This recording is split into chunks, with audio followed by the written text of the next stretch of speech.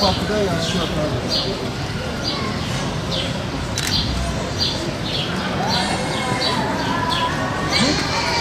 Gel şöyle bakalım. Burada almasınlar ya.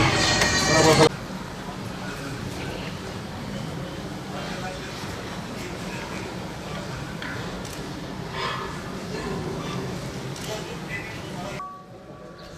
أشهد أن لا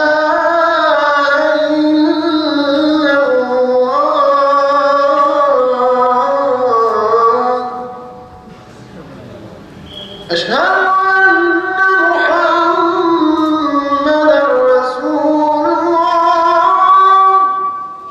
Sallallahu aleyhi ve sellem Allah'a inandım ve sonra da dosdoğru ol buyurdular.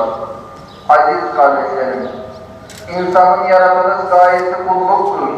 En önemli vazifesi ise Allah'ın varlığına ve birliğine inanmak, sonra da bu imanın gereği olarak dosdoğru yaşamaktır.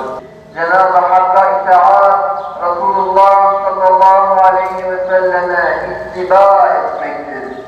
Özü sözü bir olmak, olduğu gibi görünmek ve göründüğü gibi olmaktır. Şüphesiz Cenab-ı Allah Celle Celaluhu adaleti, iyiliği, akrabaya yardım etmeyi emreder. Çirkin işleri, fenalığı ve azgınlığı da yasaklar. Şüphesiz o düşünüp tutalım diye böylece nasihat veriyor.